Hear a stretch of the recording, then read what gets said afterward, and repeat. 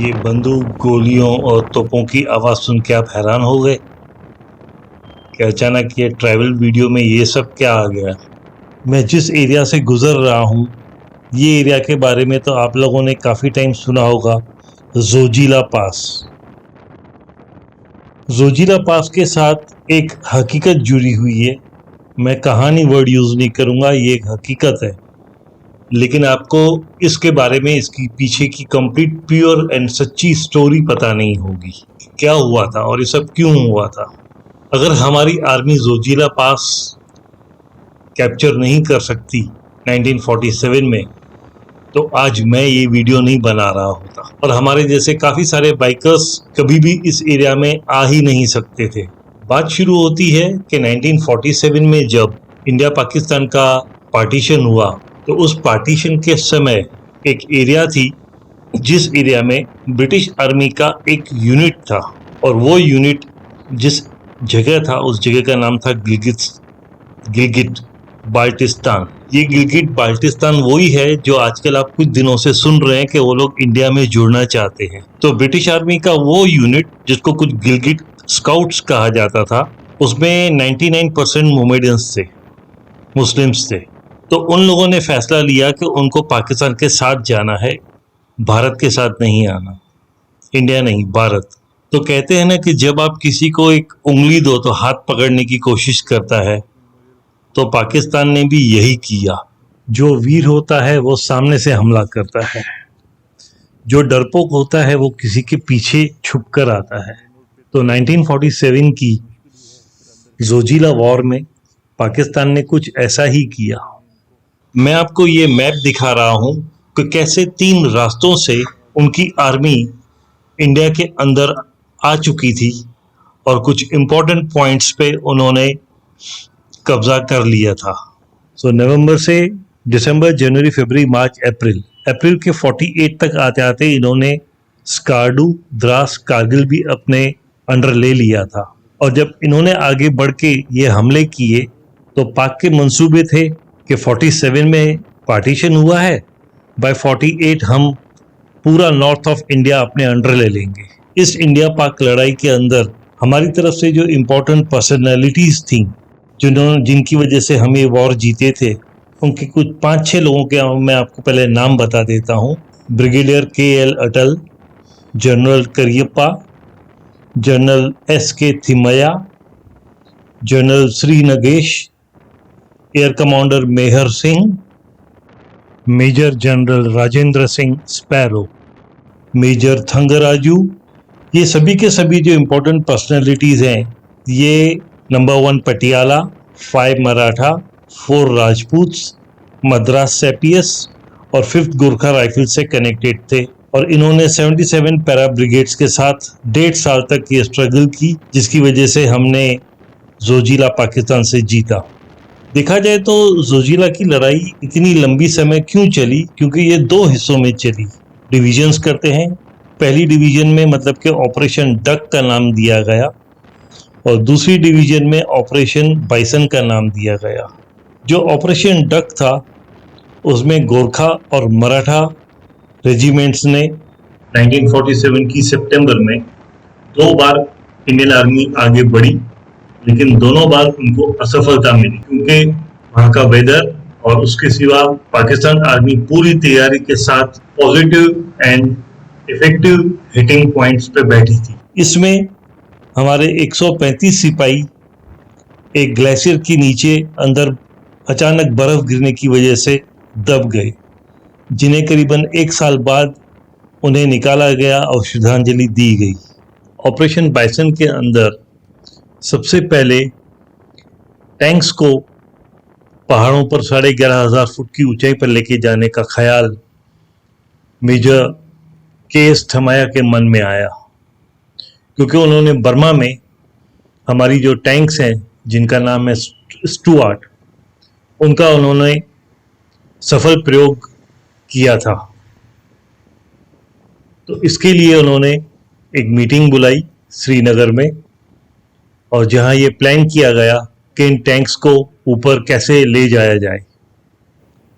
उसके बाद operation bison की प्लानिंग हुई श्रीनगर में, जिसमें ब्रिगेडियर अटल, कर्नल स्पैरो, कर्नल करियप्पा, इन सब की मीटिंग हुई और इन्होंने 7th कैवलरी के साथ, 7th कैवलरी मतलब कि हमारी टैंक्स हैं जिनके साथ अटैक करने का प्लान बनाया।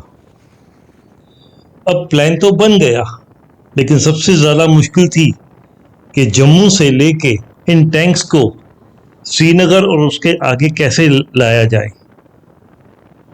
और श्रीनगर के बाद, क्योंकि उस टाइम जम्मू और श्रीनगर का रास्ता करीबन 500 किलोमीटर का होता था और उस रास्ते के बीच में जो भी छोटी ब्रिजेस आती थी वो ब्रिजेस टैंक का वजन नहीं ले पाएंगी, तो इसको पहले डिसमेंटल किया गया।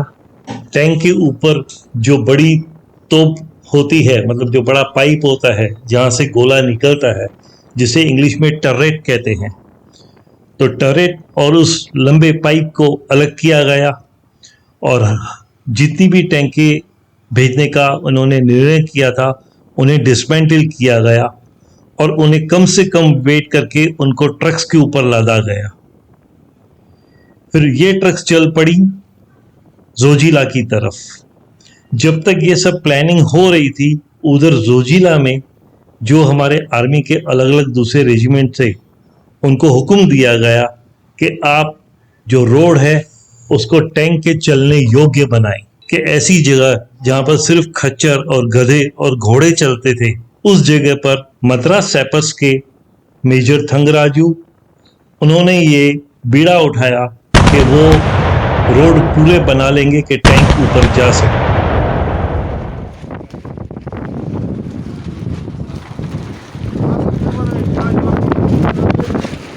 क्या बनाओगे? चाय, coffee, Maggi, bread omelette, Kashmiri कहवा, कॉफी।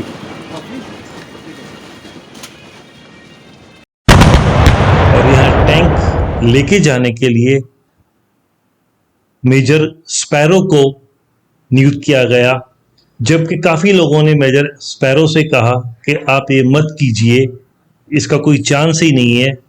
लेकिन मेजर स्पैरो जो एक पंजाबी हैं, उन्होंने कहा नाम मेरा चिड़िया है लेकिन मैं लड़ता बाज की तरह हूँ। ये उनका पेट नेम था। मेजर राजेंद्र सिंह जी का पेट नेम स्पैरो इसके लिए रखा गया क्योंकि उनकी आवाज़ बहुत ही मधुर और मीठी थी। तो उन्होंने कहा कि मैं ये करके दिखाऊंगा।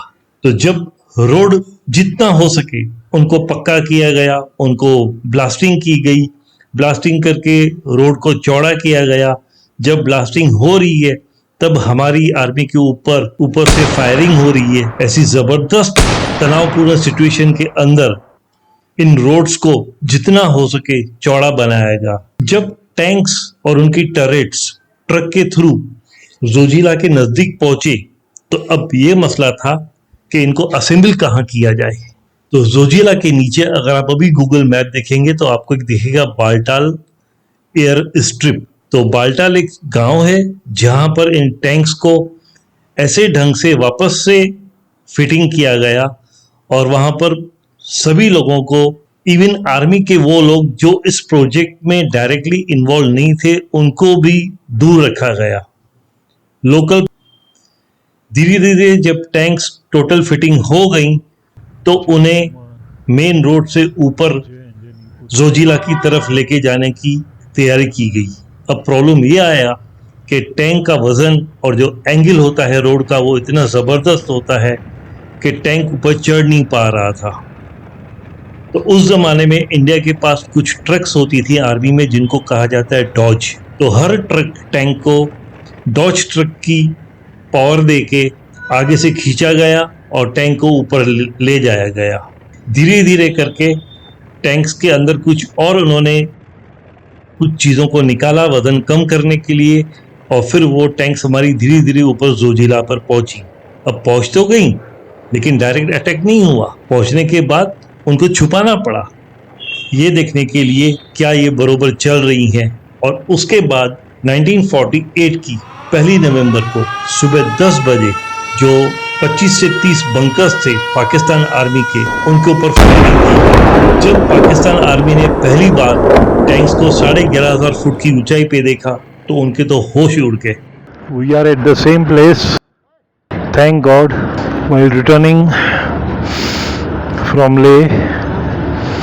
While going to Leh and Umlingla, I had taken blessings from this temple. यहाँ से प्रसाद भी खाया था. Thank God, उमलिंगला की ट्रिप सक्सेसफुल गई. अब यहाँ से रिटर्न भी स्लोली हम पहुँच जाएंगे. जब गुफाओं के अंदर छुपे हुए 25 मजबूत बंकरों को नष्ट कर दिया तो टैंकों को देखकर पाकिस्तानी पूरी तरह हैरान हो गए और भयभीत हो गए. जब पाकिस्तानियों ने इस अविश्वसनीय 11,500 फुट पर इंडिया की 11 टैंक्स देखी और उनके होश उड़ गए तो उन्होंने अपने आकाओं को मैसेज भेजा और उनके आकाओं ने उन्हें कहा कि तुम लोगों ने ठंड से बचने के लिए गांजा पिया है, इसके लिए तुमको टैंक के नज़ारे दिख रहे हैं. उनमें से कुछ बचने के लिए चबूतरा और मुकांद पर्वतमाला है उसकी चोटाइयों पर चले गए.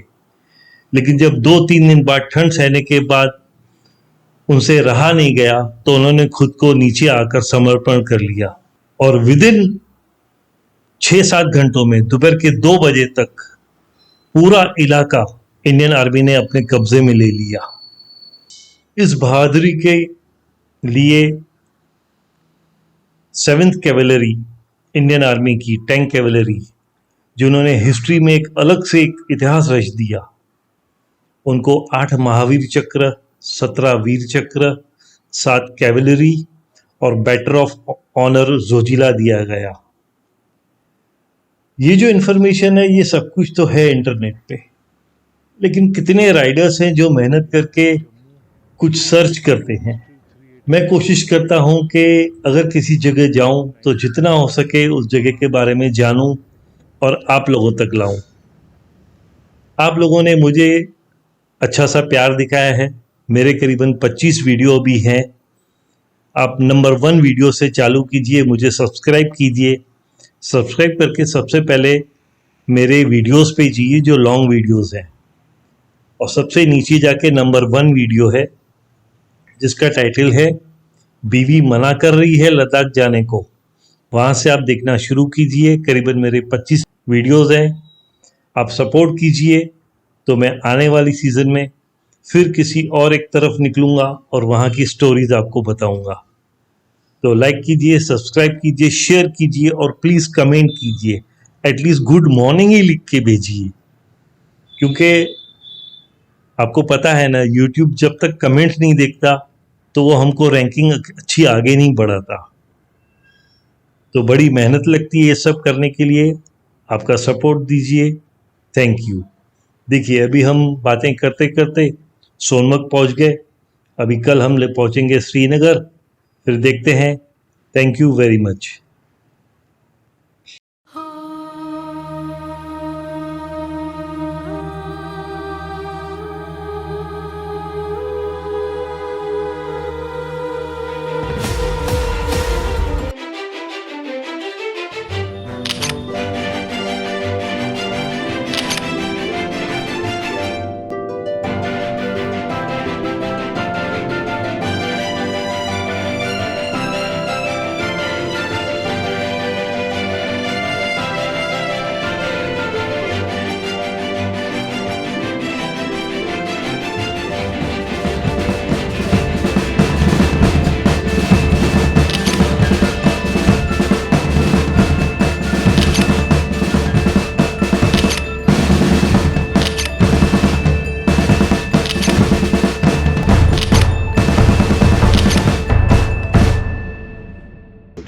सो ये कश्मीरी तंदूरी रोटी बन रही है. सुबह के कितने बजे शुरू हो जाते हैं आप? 5 बजे.